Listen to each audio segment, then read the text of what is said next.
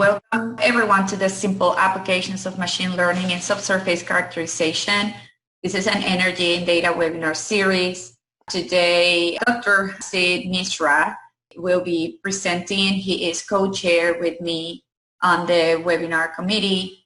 And before we begin, we want to talk a little bit about the presentation guidelines. This webinar will be a 40-minute presentation. He has several cases to present in which he will go through some Q&A opportunities. Sid is a professor, an associate professor in Harold Vance Department of Petroleum Engineering in Texas A&M University. He holds a PhD in petroleum engineering from the University of Texas at Austin. Prior to that, from 2007 to 2010, he worked as a wireline field engineer in Saudi Arabia, Egypt, and the United States with Halliburton.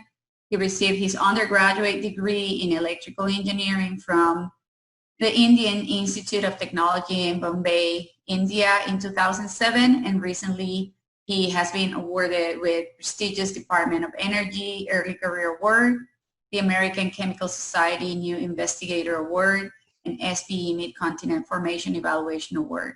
His research interests include subsurface characterization, machine learning, sensing and sensor, and inverse problems. The material today is copyrighted. The copyrights belong to the author. We appreciate that you do not record this presentation. For those not familiarized with this event, Energy and Data is a conference organized by three societies, AAPG, SDG, and SPE, meant to gather professionals from multidisciplinary teams, geoscientists and engineers from small and large oil and gas companies, academia, research, and technology to define the future of digitalization for the oil and gas industry, influenced by external advances from outside the oil and gas industry. The next conference will be held in Austin, Texas, February 21st to the 24th. We hope that you can join us there. And in the meantime, we have scheduled a series of webinars for you to grow knowledge and share with the community. And with that, I will leave you with Sid. Thanks, Annabella, for this amazing introduction.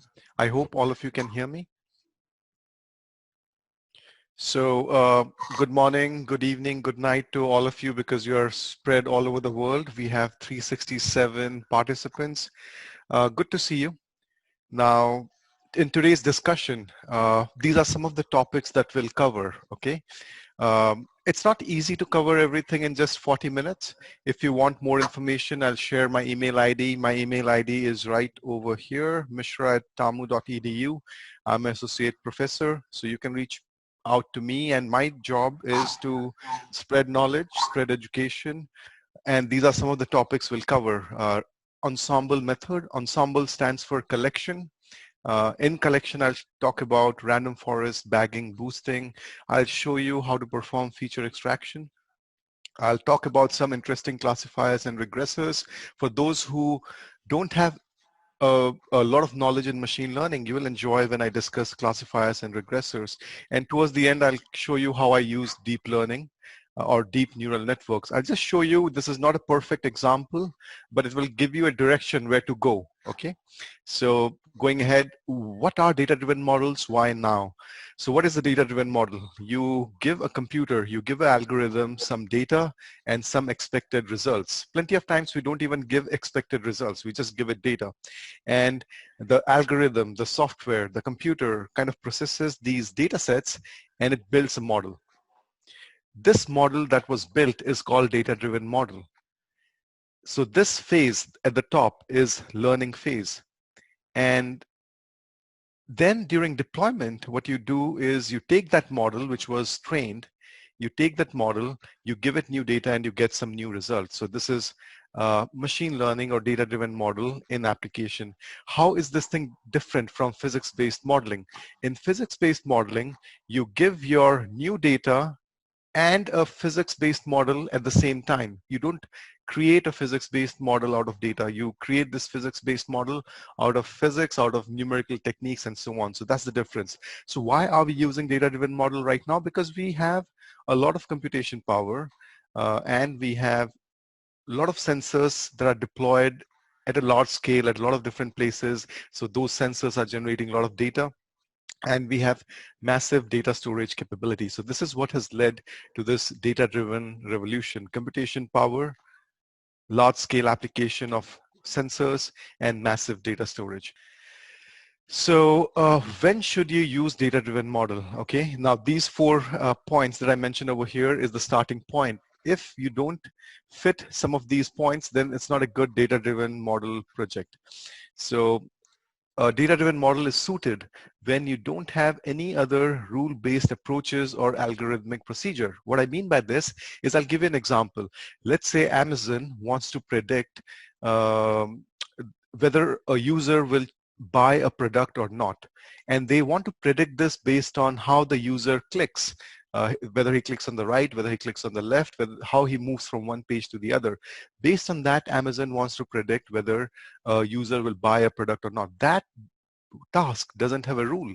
So if there is no rule-based approach, if there is no algorithmic procedure, that's when data-driven models are best suited. They are suited when your system that you want to understand. Each time we build a model, we are trying to understand a system. And if your system is complex, heterogeneous, emergent, and it has hidden behaviors, when you go back, try to look for what is the meaning of complex system. Try to look for what is the meaning of heterogeneous system, emergent system, systems with hidden behavior. So when you do a Google search, you'll find that these four terms have different meanings. And when your system is like that, that's when data-driven models will give you the best benefit. Complex, heterogeneous, emergent systems with hidden behavior. And they are suited when we have multimodal sources. What is a multimodal source? For example, when I talk, I have expressions, I have hand gestures, I have a voice. In this voice, I have different pitch. So it's a multimodal source. When you measure anything in the subsurface, let's say you're doing a logging. When you do wireline logging for formation evaluation, you're using a lot of different sensors. That's a multimodal source. So when you have multimodal sources of data, and that data is getting produced at a large volume, at a high rate, and when the data is unstructured. So this is again a beautiful combination that will require data-driven methods. And finally, sometimes when the objective is to discover new knowledge, you don't know what you want to discover, but you are in this quest for new knowledge, you are in this quest to handle the complexity in your data, that's when these methods are most useful. So this is an important set of slides with important points. If you don't have these conditions, then data-driven model is not the best approach. You should choose a physics-based approach, or you should build your rules and then apply.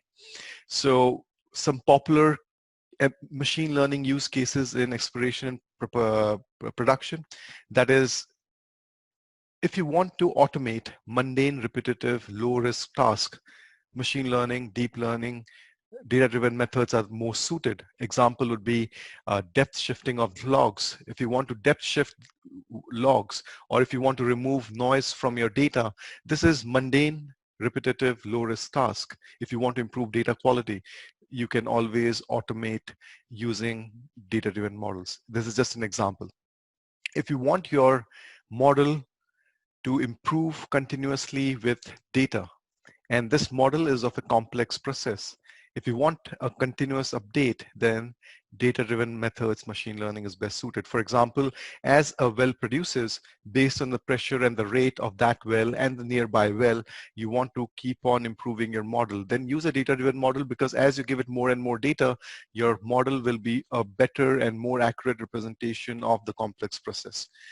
If you want to detect minute patterns in a high dimensional data, what I mean by high dimensional data is this data has a lot of different attributes. One example of high dimensional data will be images. Images have a lot of different features that you can extract. You can extract information about the edges. You can extract information about the intensity, and so on. I'll talk about what all things you can extract from images later, but that's one example. So if you want to detect minute patterns in high dimensional data, then you cannot use your own judgment, because this data is very complex. So you have to use machine learning. So microseismic data has a lot of features. It is a complex data set. It is a large data set. It can be recorded at a lot of different locations. So if you want to analyze all that, use machine learning. Finally, if you want to do precision engineering, as in at any given point in time, if you want to perform a certain specific engineering task, then use machine learning. So this is the time for us. We have 403 participants. Annabella, can you help me conduct a poll? So this poll will help us better understand our industry, our participants. So the question here is, choose the industry that you belong to: oil and gas, technology, consulting, academia, new energy, renewable energy, mining, and others. So we have 66% people from oil and gas. We have 21% people from academia. And then we have 4% from technology and consulting. We have 2% from mining. And there is 1% from new energy. So mostly people are from the background that I belong to, which is oil and gas and academia. So good to know. Okay, let's go ahead. So the first example that I'll show you is image segmentation. Now this is a very simple example that will show you how to start with a data-driven modeling project. And I'll tell you why I'm using data-driven model when I show you, when I go to the next slide. And then I'll talk about pore scale characterization and finally geomechanical characterization. Everything that I've done, everything that I'll show you is reported in one of my books that we published in October 2019, Machine Learning for Subsurface Characterization. This is with Elsevier. And all the work that I've been doing has been funded by a lot of different places: DOE, American Chemical Society, and some of the data was supplied by BHP, Hess, and so on. So I'm thankful to all my sponsors and people who have supported. So let's go into this image segmentation work. So what you see here is an example of an image. This work has been done by two of my students, Yauken and Eliza. They work with me in Texas A&M. So what you see here is an image from Wolfcamp shale formation. In this image, what you see is a lot of different properties. You see kerogen, you see pores, there are pyrites. So this bright spot is pyrite. And then there is matrix, and matrix is also of a lot of different types. There is calcite, sand, and clays and whatnot. So there's a lot of stuff in this image. This is a very high resolution spectroscopy image. If you want to do anything with this image, the first step is to perform segmentation. Okay, this is the first step. So here, what I'm trying to do is I'm trying to break this image into 4 components. In a real world application, you'll break your image into, let's say, 8 different components, because when I say matrix, you can have carbonate rich matrix, you can have quartz rich matrix, and so on. This is a SEM, spectroscopy image. This is a electron microscopy image. It's a high resolution image. Scanning electron microscopy image. Scanning electron microscopy image. So I break it into 4 components. In real world, you'll break it into much more. The better you break this image into smaller components, the better you can perform analysis. So in this case, one analysis that you can easily perform after segmentation is what is the volume fraction of different components. What's the volume fraction of kerogen that is there in green? What is the volume fraction of pyrite? That's one.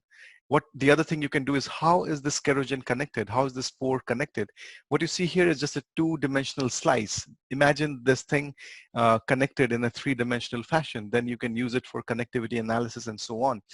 This word segmentation means you are breaking your image into smaller components, and that belongs to the category of machine learning called classification. Classification is supervised learning. If I had to do this thing unsupervised, then segmentation would have used clustering. I'm not using clustering. Clustering is unsupervised. I'm using classification, which is supervised. So let me show you how we perform this analysis. I would like to acknowledge Integrated Core Characterization Center at University of Oklahoma, led by Dr. Ryan, Dr. Sondergaard, who worked with me on one of these projects, and we have published jointly in Fuel Journal. So in this work, we have worked on a lot of images, and we have Wolfcamp shale sample and Barnett shale samples. These are high resolution, big images. micros. So this is micrometers, 260 micrometer by 2000 micrometer. This one over here is 160 micrometer by 182 micrometer. You can break this thing into individual pixels, and these pixels have close to 1 micrometer by 1 micrometer resolution. So what's the first step if you want to do this segmentation? The first step is to collect your training and testing samples. That's what I mentioned here. Step one, collect the training and testing pixels. That's the first step. So here what I do is I collect some regions and label these regions as pyrite. So this region over here is pyrite. This region over here is kerogen. I collect a lot of different types of kerogen. Then the region over here is a pore. So I have to do a manual labeling. That's the first step. This is supervised. This is classification. So I have to do a manual labeling. Now, if you see over here, I've collected very limited number of samples. Overall, in this image, you will have close to 10 million pixels or close to 1 million pixels. Out of those 1 million pixels, I have collected a few and labeled them as pores, organic matter, matrix, and pyrite. That's the first step. And I separate the training from testing. Once I create the train test split, one rule of thumb is never use the testing. Use the testing only for purposes of evaluation. Never use testing for building your model. So once you split the data into training and testing, keep the testing separate without touching it. So what you see here is how I created my labels. Out of this entire big image, there's a very small section that I'm using for pyrite, and there's a very small section I'm using for kerogen and so on. The same thing you see over here. This is Wolfkamp here, and this is Barnett over here. Step one, training and testing. Step two, in most of oil and gas applications, you'll be using simple machine learning models. The reason you're using simple machine learning models is because you won't have a lot of data. Okay, you will not have a lot of data. The quantity of data depends upon the size of the data and dimensionality of the data. These are two different things, the size of data and dimensionality of data. Size of data depends on the number of samples you have for training. Okay, in this case, I have close to 700, 2,000, 17,000 and 15,000 samples for training. This is the size of the data. And dimensionality of the data is the number of features you are using for the training. In oil and gas applications, you will not have a lot of features. The case where Amazon wants to predict your buying behavior, in those cases, Amazon has a lot of features because it is looking at your mouse click, it is looking at how long you wait and so on. So that's an example of high dimensional data set. But for oil and gas, we don't have a lot of dimensions. It depends upon how many sensors we have, right? So dimensionality is also low. In this example, I'm performing feature extraction. By performing feature extraction, I'm creating features. I'm creating 16 features, and the dimensionality of the data set is 16 in this case. So it's a low dimensional data, and I don't have a lot of samples. And anytime you don't have a lot of samples and low dimension, that's when you use simple machine learning algorithms. So what are these features? So one feature is the intensity of the pixel. That's a very obvious feature. If you look at this particular image, what is the intensity at any given location? That's one feature. The other feature is I apply a Hessian matrix. This is a feature extraction technique. This Hessian matrix looks at edges, and it looks at the second derivative around any location. By doing that, the type of edges that a Hessian matrix emphasizes is edges which have similar intensity on both the sides. So these are the things that get highlighted if you use Hessian. The other filter extraction technique, feature extraction technique that I'm using is Sobel operator. And a Sobel operator kind of emphasizes locations which have odd edges in the sense you have one low intensity and another high intensity. So, these two techniques will extract different types of edges, Hessian matrix and Sobel operator. Other techniques that you can use, difference of Gaussian. So difference of Gaussian is like a filter. It will remove high frequency changes in intensity, which means it will remove noise. And it will also remove very low frequency changes. So it's kind of a filter. It's a band pass filter that will emphasize blobs. So this difference of Gaussian is pretty good to detect blobs. So for example, if in a butterfly wing, you have a lot of blobs, then use a difference of Gaussian. And that's what you see over here. This blob of pyrite gets emphasized. The blobs of pores and kerogen gets emphasized. So this is difference of Gaussian. And then you have statistical information. At any given location, you have a rough approximation of the statistics, right? What is the mean? What is the median? What's the max? What's the variance? So you can generate all that at any given location. So these are different features. You can perform Fourier transform, local binary pattern transform. There are a lot of feature extractions that you can use. By performing feature extraction, I got 16 features. Now step 3. So in step 3, we'll prepare our database for training. In step 1, we just selected what are the points that we can use for training and testing. Here I'm just using points. Then I generated features, and then I have to arrange my data set into training and testing database. So how this data set looks like, I have 3,000 samples, 30,000 samples, and each sample has 16 features. What you see here are the 16 features. These 16 features are numbers. I'm showing these numbers in a grayscale, right? And each sample has a label which is either pyrite or kerogen or pores or matrix. So this is sample 1. This is sample 2. Then sample 3. And my machine learning task will learn what is the relationship between these 16 numbers, this array of 16 numbers, and the label. That's what the machine learning algorithm will learn. And for this purpose, the best suited algorithm that we have found is a random forest. So what is a random forest? A random forest is a collection of trees. A random forest is a collection of trees in which each tree is trained independently. Okay, what do I mean by a tree? So here I'm showing you a tree. So what does a tree do? A tree tries to improve the purity of the data set. As you go down, the purity of the data set improves. So at each node, the decision tree is making a decision.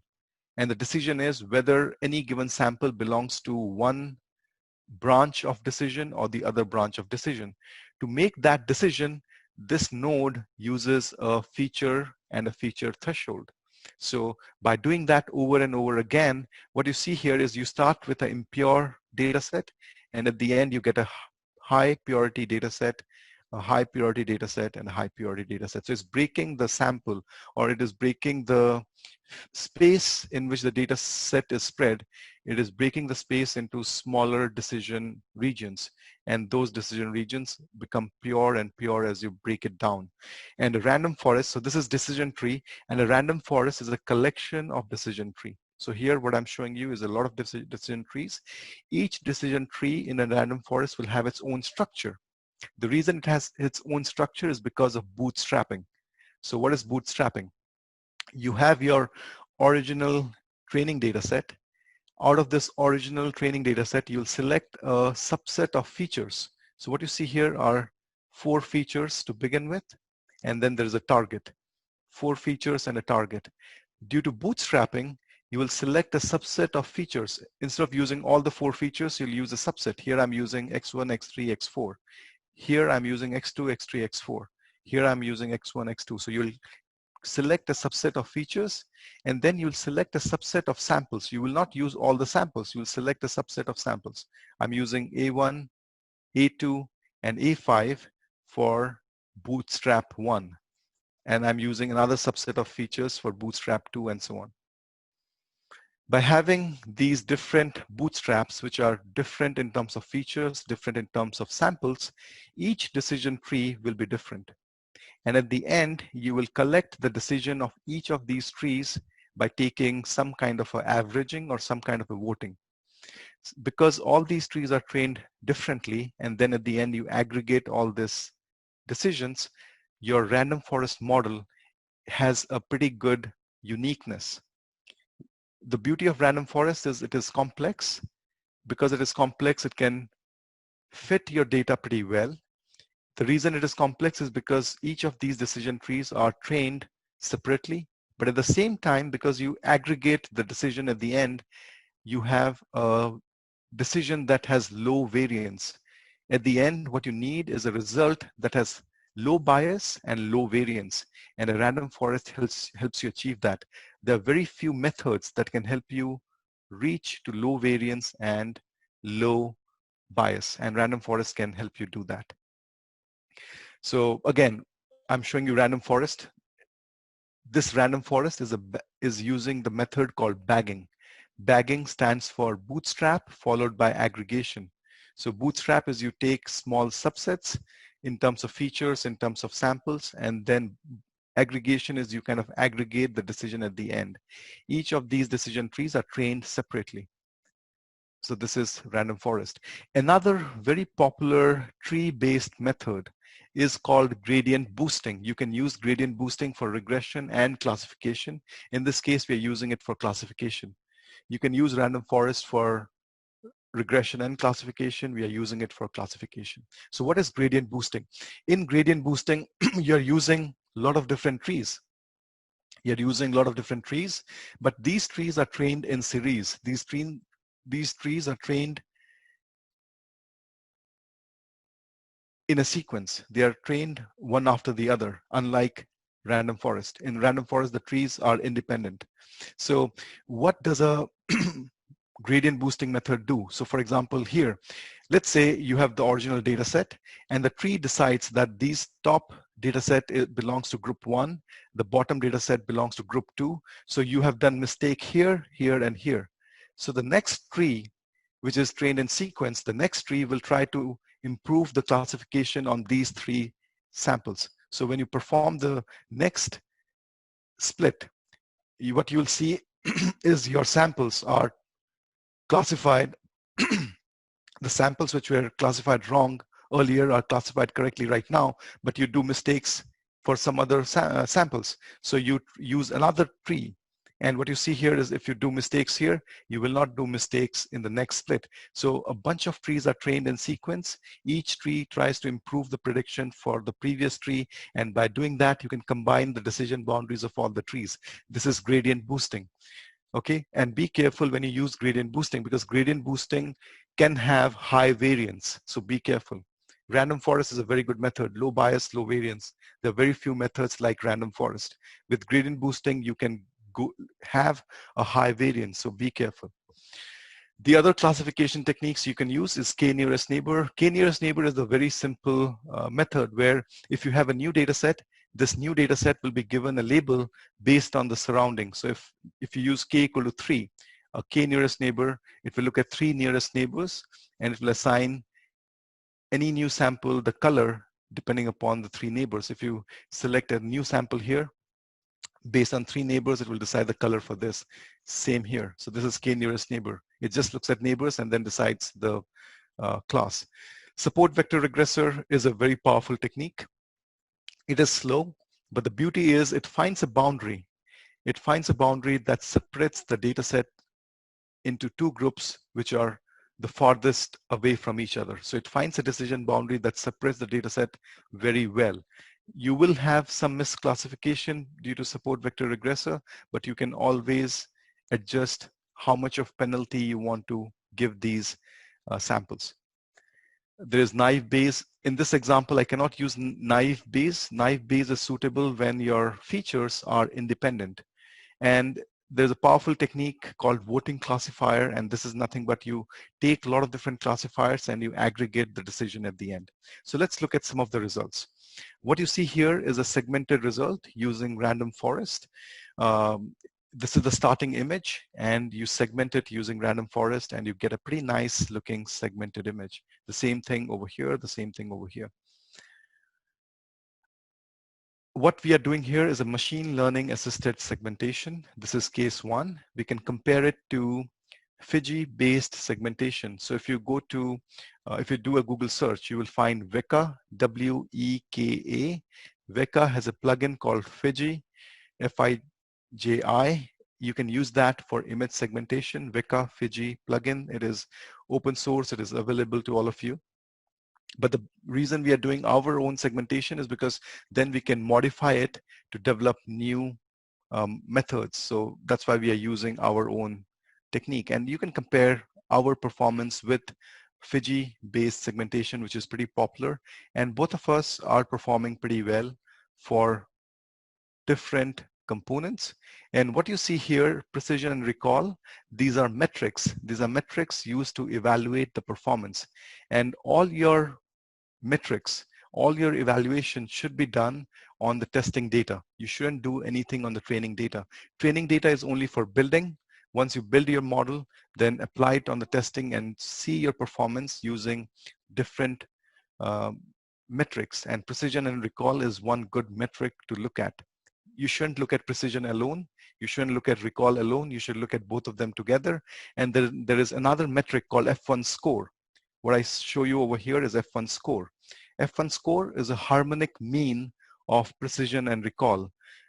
If precision and recall is close to 1, that's a good thing. F1 score is harmonic mean of precision and recall, so a value close to 1 is a good thing. What you see here is our performance on Wolfcamp, performance on Barnet, so Wolfcamp and Barnet, and we are looking at performance on inner region pixels and outer region pixels. We have low performance on the outer region pixels. What I mean by outer region pixel is if you look at the boundary between, let's say, kerogen and matrix, this boundary has a smooth transition. So it's very difficult to figure out whether it's pore or whether it is matrix. So we will be wrong over here. And finally, using this method that we developed on our own, we can look at feature importance. Which of these features that we extracted is important? And what it shows is the intensity, which means what is the intensity of the pixel at any given location. That is a very important characteristics to define whether it's pyrite, whether it's kerogen, and so on.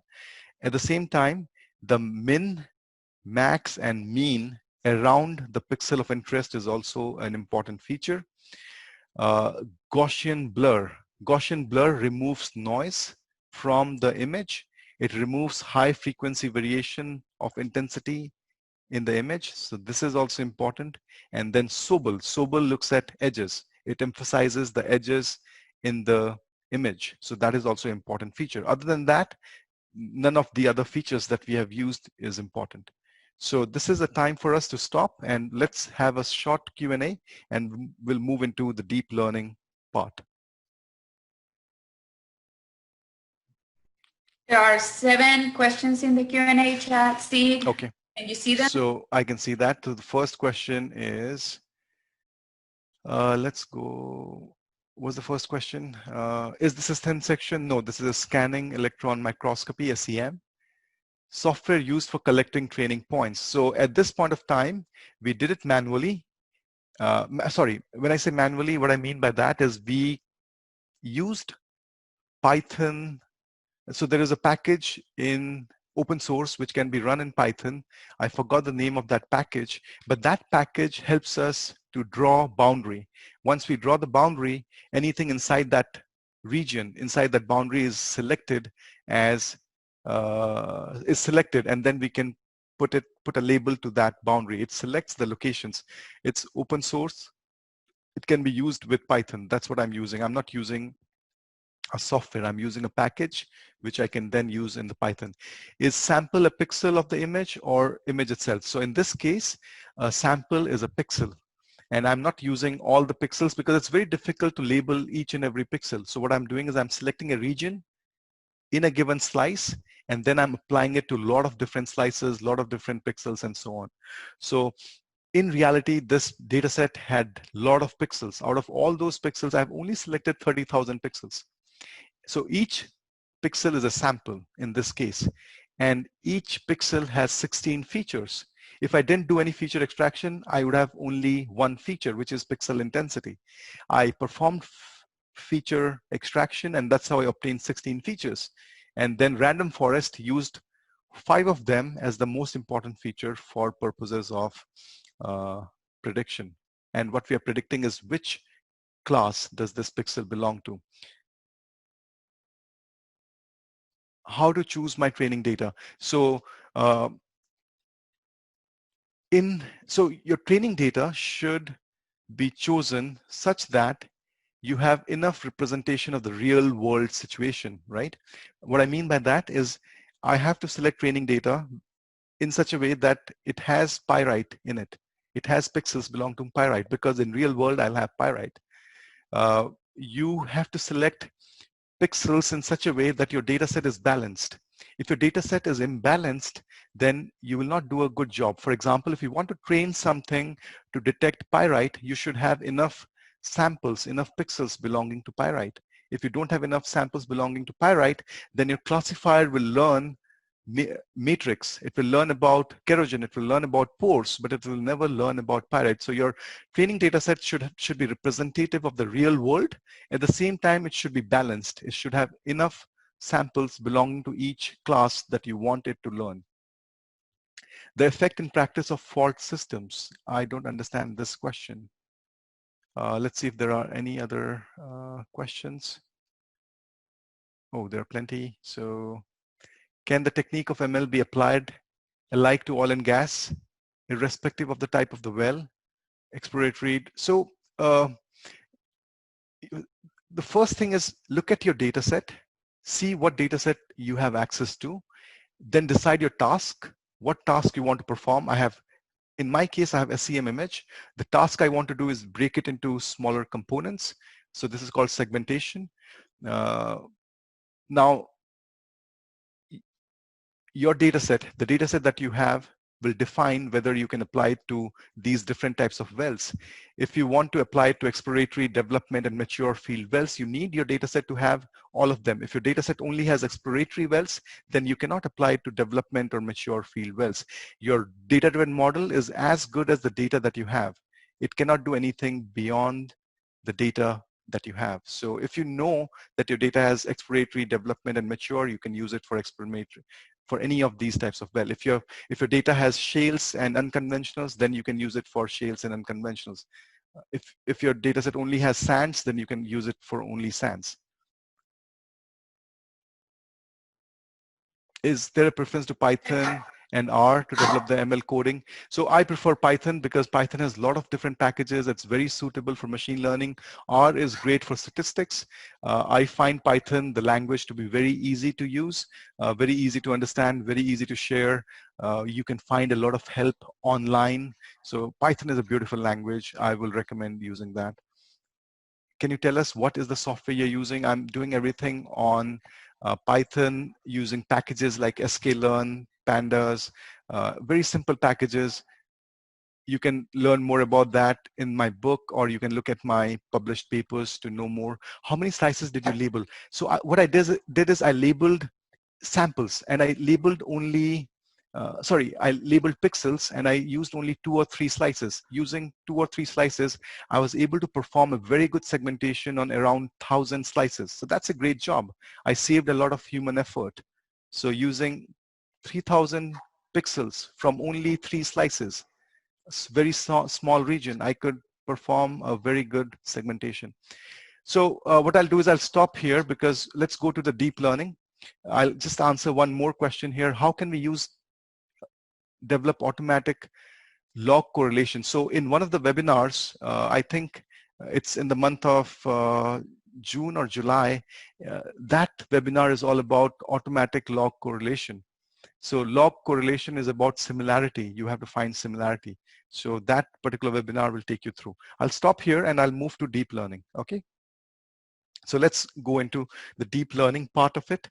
And now this is not the best example of deep learning, but this will show you how to go ahead and apply deep learning, okay? So what we are doing here is, in the subsurface, we don't run NMR logs, nuclear magnetic resonance logs. We don't run it. So what is a nuclear magnetic resonance logs? It looks something like this. It has these waveform-like feature. So for example, NMR here indicates that there is a lot of big pores. NMR here indicates there are a lot of small pores. So NMR generally has a shape like a mountain, right? So this first peak at low T2 times indicates that all this pore is filled with hydrocarbon or filled with water that cannot move. These are small pores. These are irreducible fluids. Then you have some more irreducible fluids which are very difficult to move. And then you will see a signature of mobile fluid. So this is an NMR T2 distribution. It has one peak, it can have two peaks, it can have three peaks. So in this case, you see a kind of a peak with three. There are three peaks here. Over here in this track, what you're seeing is NMR with single peaks. There is small pores here, and then there is a big pore here. NMR logging is not done in all the wells. Why? Because NMR logging tends to be expensive. So what I'm doing in this work is, can I generate NMR T2 distribution? I'm trying to generate the entire distribution. What is the distribution? It looks something like this. This entire distribution contains 64 bins. It has 64 discrete points, this entire distribution. And this distribution is generated for each depth. That's what I'm trying to do. And for generating, what I'm using is simple logs, conventional logs. So I'm using gamma ray. I'm using resistivity at two different depths of investigation. I'm using density, neutron, density correction, and travel time log. This is compressional travel time. Compressional travel time is not present in all the wells. This work was done for a shale well. This was a science well. This was an exploratory well. And I take simple conventional logs and I try to generate NMR T2 distribution. If I can generate NMR T2 distribution properly, then I can use this model in any other well in the nearby region. Okay, this well was trained on shale well in a given formation. It cannot be used for other types of formation at this point of time. Your data-driven model is as good as the data that it has seen. So I use simple regression technique. This is not classification, this is regression. So I have used simple regression, and then I'll show you deep learning. So look at this. This is ordinary least square. Ordinary least square is something that all of us are familiar with. Then we have lasso. Lasso is a derivative of OLS. Elastic net is a derivative of OLS. Lasso and elastic net, they have regularization term. There's a term, L1 norm, L2 norm. There's a penalty that you apply. So both of them have penalty. That's why they tend to be slightly better than OLS when you have a lot of features. If you have a lot of features, you don't want to use all the features. If you use all the features, then you will have something called the curse of dimensionality. To reduce the curse of dimensionality, we perform regularization, and lasso and elastic net have the regularization term. That's why they are slightly different from OLS. This is support vector regressor. This is KNN, K nearest neighbor regressor. You can use KNN for classification or for regression, and this is artificial neural network. We used all that, and in terms of R square, we have pretty poor performance. It's only support vector regressor that performs slightly well compared to the rest. So that's why we decided, let's see how these deep learning algorithms work. So what is a neural network? Let me explain that, and I'll just take 1 minute to explain. A neural network is a collection of computational units. So over here, what you see is 1, 2, 3, 4, 5 computational units. And then there is one computational unit here. This is the hidden layer. Hidden layer. So this is one layer. And this layer has 5 computational units. And then you have the output layer. Output layer has one computational unit. And this input is providing input to all these computational units. If you see over here, this input, let's say this is one of the logs, this is gamma ray log. This gamma ray log goes to each of these computational units. So what exactly is a computational unit? What is happening there? So if you zoom into one of these computational unit, this is what is happening. So let me show you what happens here. Let's say there's 2 inputs that are coming in. In this case, this computational unit has 5 inputs. Sorry, 1, 2, 3, 4, 5, 6. This computational unit has 6 inputs. This computational unit has 5 inputs. So let's say this computational unit has 2 inputs. So once these 2 inputs come in, you multiply it with weights, W1 and W2. Then you add them. And when you add these terms, weight multiplied by the input, weight multiplied by the input, there's a bias term that you add. This bias is a number. positive or negative. And then you take this entire value, W1x1 plus W2x2 plus B, and you pass it through a filter. Now, this filter can be of different types, but what you want this filter to be is something that goes from 1 to -1, or let's say 1 to 0. You want this filter to flatten out for high values and for low values. It can go from 1 to -1. It can go from 0 to 1. It generally has a sigmoid shape, S-shaped.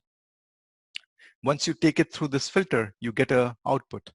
And then you can feed this output to other neurons in the other layer. So what you see here is hidden layer 1, hidden layer 2, hidden layer 3. These different hidden layers have different numbers of neurons. Neurons are the computational unit. And what you see here is a zoomed in version of a neuron. So anytime you hear this word neural network, don't get freaked out. These neural networks are nothing but repetitive computation. And what these neurons learn is the weight, W1 and W2. And each neuron will have its own weight. So that's what you're learning. You're learning the weights that these inputs are multiplied, and you're doing it at each layer.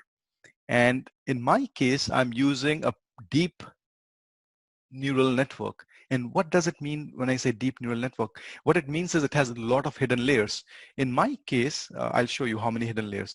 I have first hidden layer, which has 64 neurons, a second hidden layer, which has 16 neurons, a third hidden layer, which has 4 neurons, a fifth hidden layer, sixth hidden layer, seventh hidden layer. So it has 7 neurons in this example. Sorry, 7 hidden layers. Each hidden layer has 64 neurons, 16 neurons, 4 neurons, 2 neurons, 16 neurons, 64 neurons. Do you see this structure? This structure kind of tapers down. It kind of converges, and then it kind of increases. So what is this structure? This structure is generally called a variational autoencoder. And what it does is it kind of compresses the inputs to a small space, and then it decompresses it back again. So it has compression followed by decompression. So what is the advantage of this compression followed by decompression? The advantage is in this first layer, in this first training phase. So this is the first training phase that you see over here. I'm using a autoencoder, a variational autoencoder. I give it the 64-dimensional NMR that I already have in the training data set. You cannot learn anything if you don't have the target. So in this case, NMR distribution is the target. So I have that in the training data set. I fed it through the variational autoencoder structure. And when I fed it through this structure, this entire 64-dimensional NMR was compressed to 4 dimensions. By doing that, the neural network is learning how to project this 64-dimensional data, how to project it to a 4-dimensional space. So this is nothing but projection. You're projecting a high dimensional data into a low dimensional space.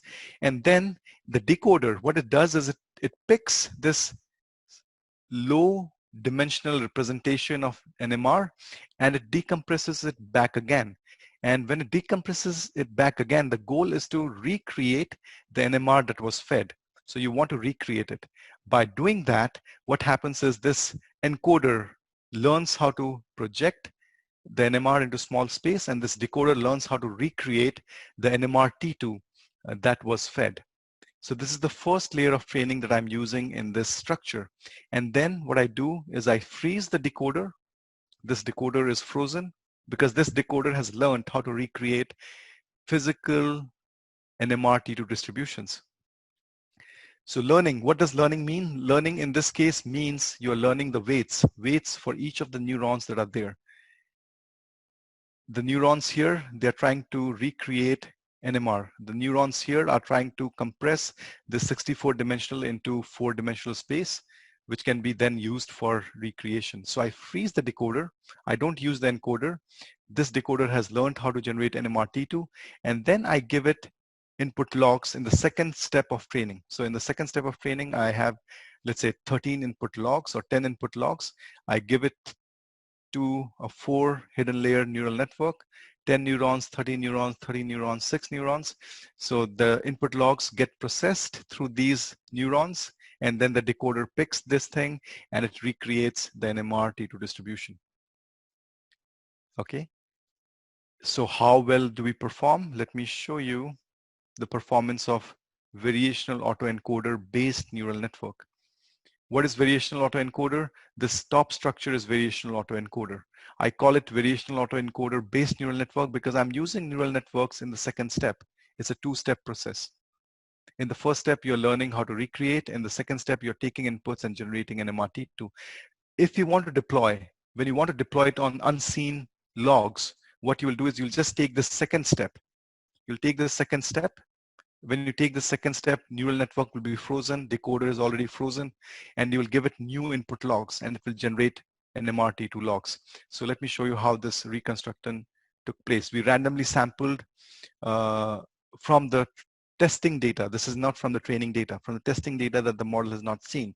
And our R square is around 0.77. The result that I'm showing you over here is a slightly older result. This data set was trained using 4,000 samples, 4,000 depth points. 4,000 samples is not suitable for deep learning structure. The structure that I'm showing you over here, to train it properly, you will need at least 100,000 samples. Okay, 100,000. What I did here is I used 4,000 samples. This is not a good idea. So that's why I mentioned my application of deep learning is not the best application. A good deep learning algorithm is one where you have at least 100,000 samples. If I have more hidden layers, if I have more neurons, then I'll need 1 million or 10 million samples, okay?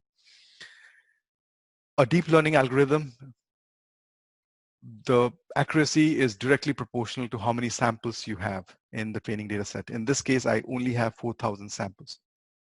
And out of those 4,000 samples, I'm showing you performance on 100 samples, and R square is close to 0.77. Now let me show you another structure. This other structure is called generative adversarial neural network based GAN. This is GAN, G-A-N, generative adversarial network based neural network.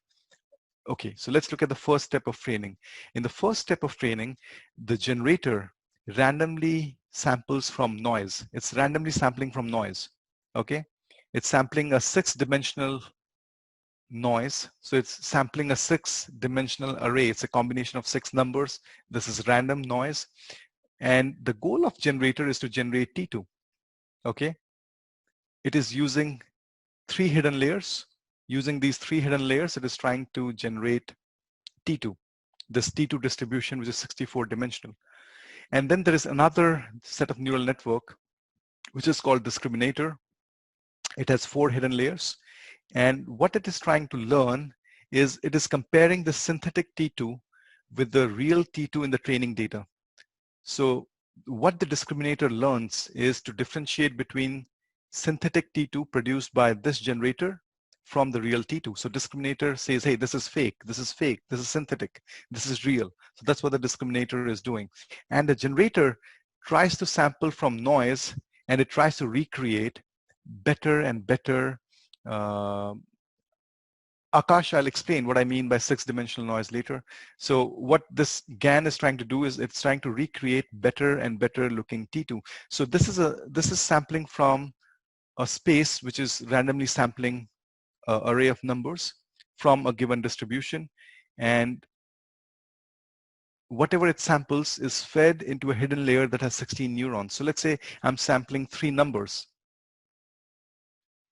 In this case, I'm sampling a 2-dimensional vector. So it has 2 numbers, and then that gets fed to a 6-dimensional hidden layer, which means it has 6 neurons. So each of these 2 inputs are fed to each of the neurons in the first layer. So generator tries to recreate the T2. Now, once the generator learns how to recreate realistic looking T2, I freeze the generator. This generator has 3 hidden layers. I add 3 more layers in front of it. I give it inputs, input log, and because the generator has learned how to recreate NMR T2, it starts recreating T2 from input logs. So it's a 2-dimensional process. What you see here are the recreation. R square is slightly better than the variational autoencoder. My claim is, and that's what we are seeing as we are doing research, that as the data set becomes larger, these deep learning structures, they learn better how to recreate NMR. The beauty of deep learning, if I show you this structure, which is a deep learning structure, the beauty of deep learning is you give it the raw input. You don't need to do feature extraction.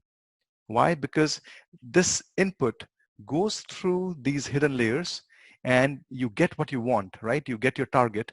As they're going through this set of hidden layers, the feature extraction is taking place automatically. You don't need to do any type of feature extraction that I showed you in the previous step. So that's the beauty of deep learning. Plenty of times you don't know what type of feature extraction you should perform. So you let it pass through neural networks.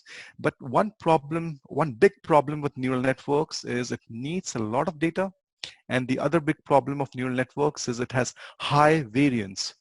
High variance is a very big problem. High variance means your models are non-unique.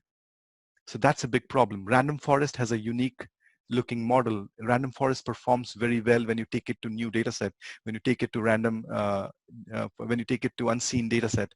Support vector regressors, they perform pretty well on new data set. The neural networks, they tend to need a lot of data, they take a lot of computation time, and they overfit. They have high variance. So these are some of the problems of deep learning structures. I used other deep learning structure. So convolutional neural network, CNN, a lot of you have heard. What is convolution? Convolution is nothing but applying filters. You can decide what's the size of the filter you want to use. Do you want to use a 3x3, which you see here? Or do you want to use a 5x5 filter? Or do you want to use a 3x1 filter? So what I'm doing here is imagine the NMR T2 distribution here. NMR T2 distribution is a 64-dimensional vector. On this, I'm applying 16 filters, and each filter is 3x1. So each filter goes through this entire T2 distribution, and it generates a 64 by 16 representation of the 64-dimensional NMR T2. So here I'm using 16 filters.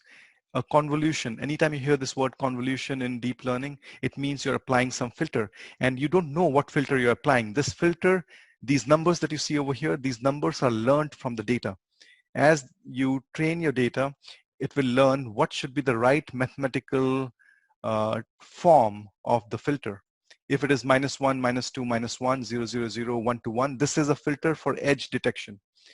You can have a lot of different types of filter, and when you perform convolution, you are learning the filters from the data set. In this case, I learned 16 filters. Each filter is 3x1. So just imagine this 3x1 vector.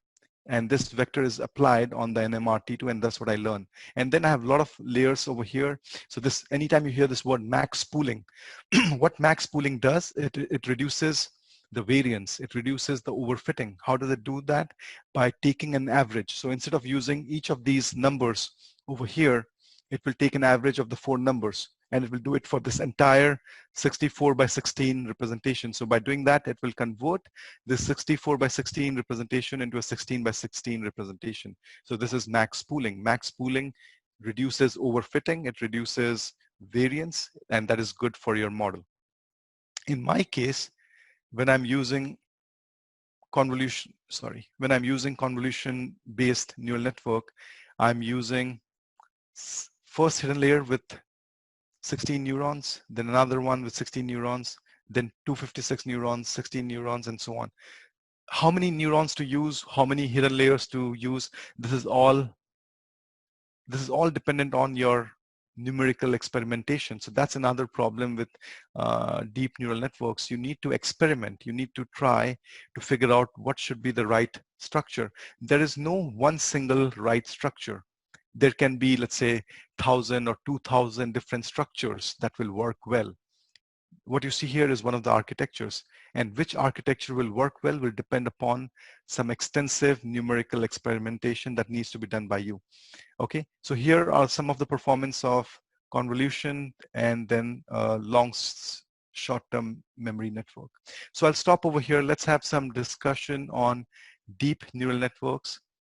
What I'm showing you is how I applied these networks in 2 steps.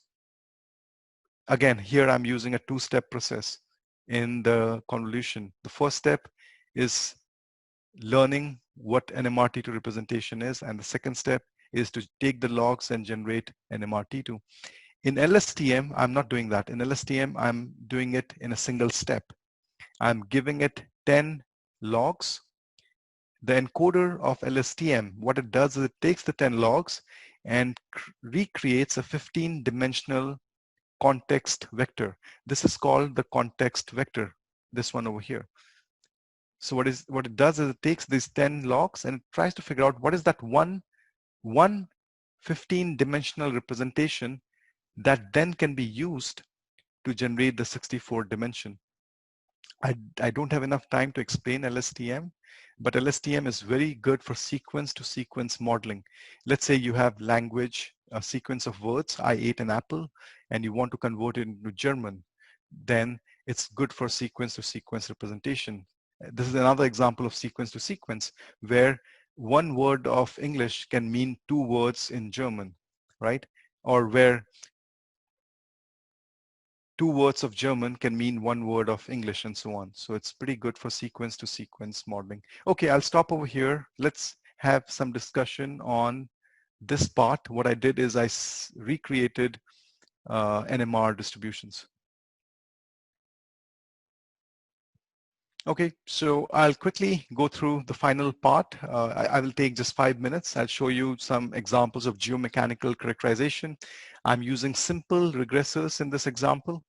So the goal here is to recreate DTC and DTS, compressional and shear travel times. How can it be used? DTC and DTS can then be used to generate Poisson's ratio, Young's modulus. So I'm not generating Poisson's ratio and Young's modulus. I'm generating DTC and DTS because you don't acquire these sonic logs in all the wells. In this case, I'm taking, again, some input logs, gamma ray, caliper, density neutron, PEF, ROSI, some resistivities, 6 resistivities, and a flag. Now this flag is a flag which indicates the lithology. So there might be 7 different lithologies in a given formation. I'm using simple regressor to convert these logs into DTC and DTS. So for this, the first method that I'm using is PLS, partial least square. Now, partial least square is like ordinary least square, but partial least square is best suited when you have a lot of features and very limited samples. Let's say in this data set, if I have only 100 samples. For this task, samples are the depth. Each depth is a sample, right? And each log is a feature. So in this case, I have 10,000 samples and 10 features. If you have 10,000 samples and 10 features, PLS is not suited. PLS is suited when you have 100 samples and 10,000 features per sample. So when you have more features than the number of samples, that's when PLS is very well suited. PLS is used in biology, it's used in chemical structure identification, in gene identification, because in those cases you have less samples, less patients, less chemical materials, but a lot of features. So that's why we use PLS in those examples. So why does PLS work, or how does PLS work? The first thing that PLS does is it tries to find the direction of maximum variance in the target space. And then it finds a direction in the feature space that can explain the maximum variance in the target space. So the mapping, the least square mapping is done in this latent structure. It is not done between X and Y.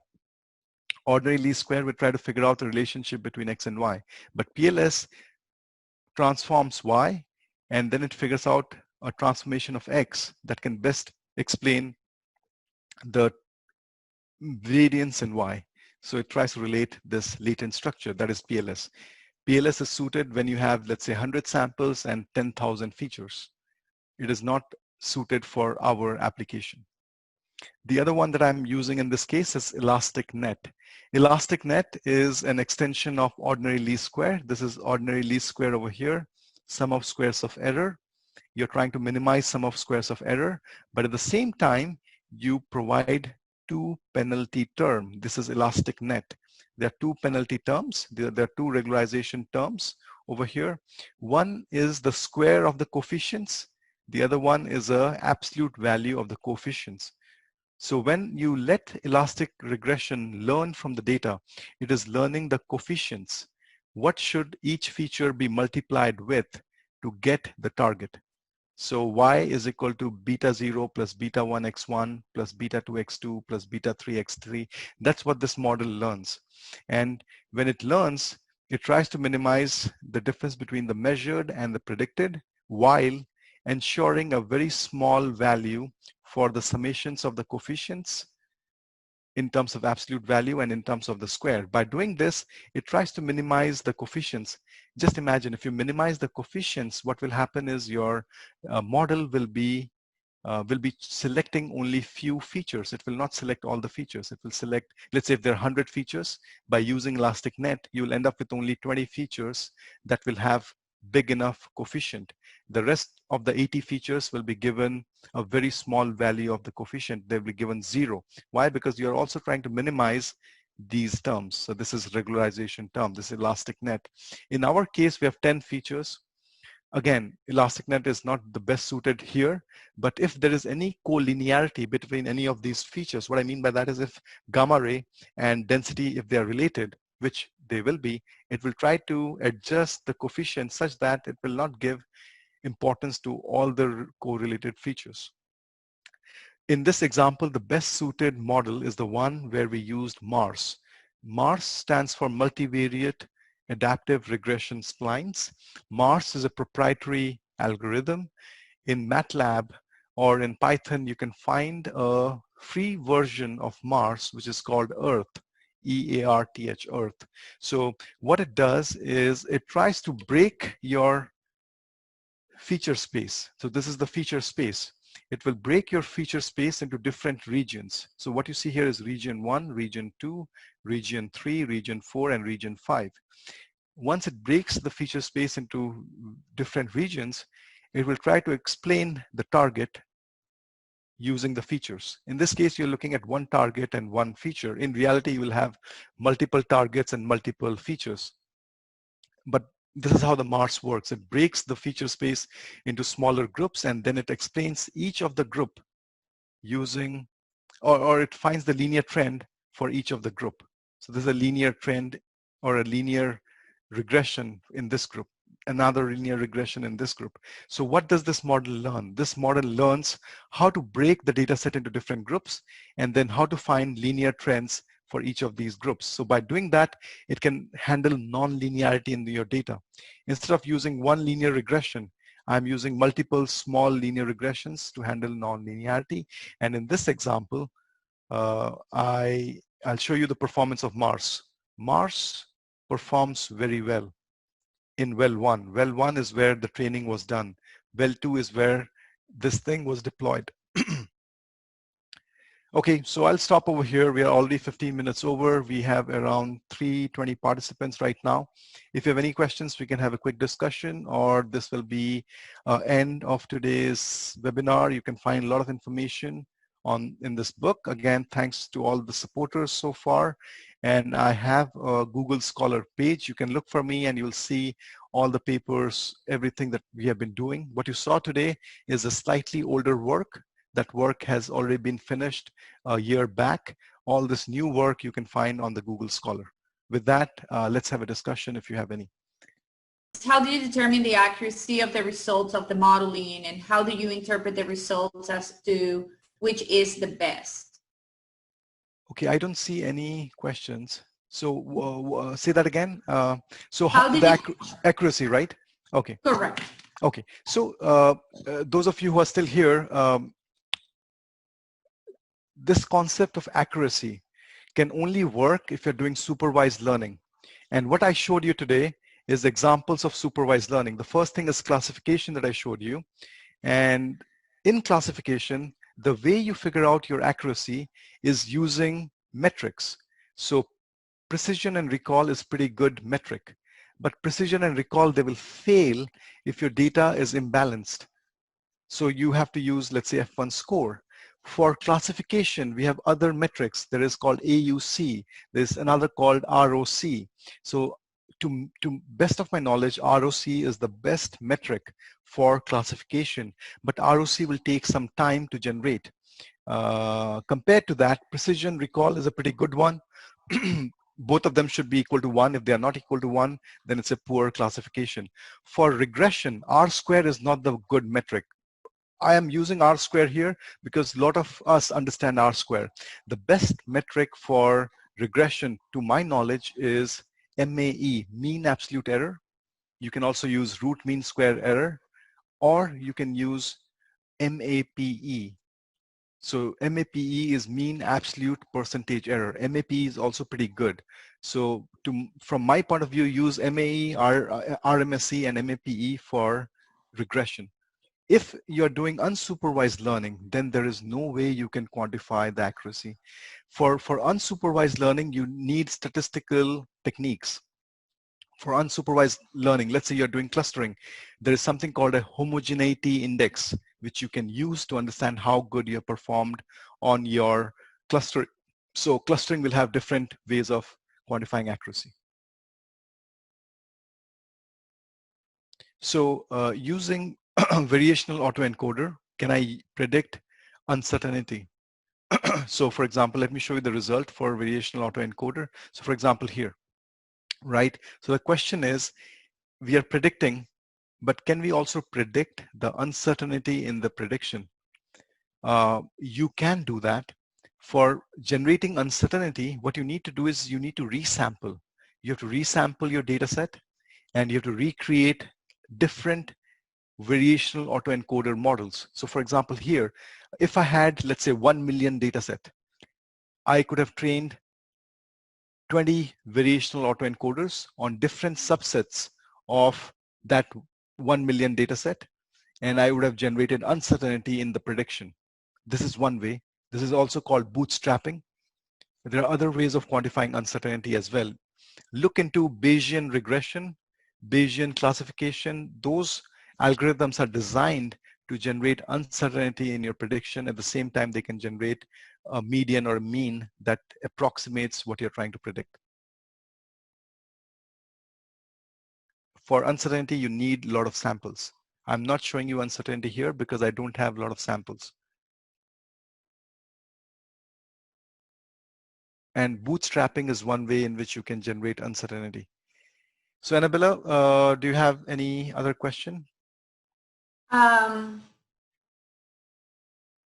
Yeah, there's one question about when you're working with the logs, with logging tools that have different calibrations, what is the proper way to normalize the data, and yeah. So what other data processing methods are there? Yeah, so I've heard this question plenty of times, which is log normalization. So what I would recommend is in the society, SPWLA, Society of Petrophysicists and Wireline Log and Analysts, in that society, SPWLA, there is a paper, I think it was published in 2003 or 2004, I don't remember exactly, but that paper goes in detail about the log normalization technique. Okay, so personally, I follow, anytime when it comes to log normalization, I follow that paper, the guidelines in those papers. I have my own hand-coded algorithm to perform normalization, but I strongly recommend reading the paper from SPWLA that shows how to normalize these logs. Okay, now, so this normalization, it handles the calibration. After that, what you can do is you can use techniques that are available in Python called standard scaler, robust scaler. So these are scaling techniques, and these scaling techniques will scale your data sets and bring it to similar scales. What I mean by that is if I show you this log, if you look at gamma ray, it goes from 0 to 200, while if you look at PEF, it is mostly between 2 to 8. So these two have different scales. So after you normalize your logs, you have to perform scaling, because if you don't do scaling, most of these data-driven methods, they get biased by the feature that has a bigger range. So support vector regressor, anything that is based on density and distance, they will get affected if you don't do scaling. So after normalization, you have to always perform scaling. Neural networks, they don't get affected by scaling that much, but neural networks, they are based on gradient. They calculate gradient at each and every step. And because they calculate gradient can get affected by the scale of your feature. So what I recommend always is perform scaling. Scaling leads to a more generalizable model.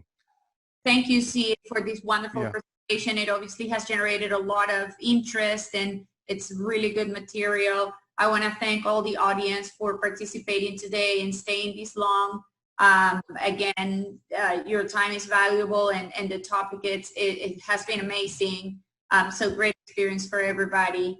We want to remind you of the main event. If you're interested in all of these topics, you have so many questions, you have contributions. The event of Energy and Data will be February 21st through the 24th in Austin, Texas. And please look forward to our social media posts for the following webinars that are coming this month, month of June, that's starting in a couple days. We will have 2 webinars presented, one from the Middle East with waveform inversion, and another one from here in the US, update structural models in real time using machine learning, which is the webinar Sid was referring to regarding log data. Yeah, autocorrelation. Yeah. Right. So thank you again for participating today. Thank you, Sid, once more. Everyone, have a nice day, and we're looking forward to seeing you on the upcoming webinars. Yeah, take care. Thank you very much.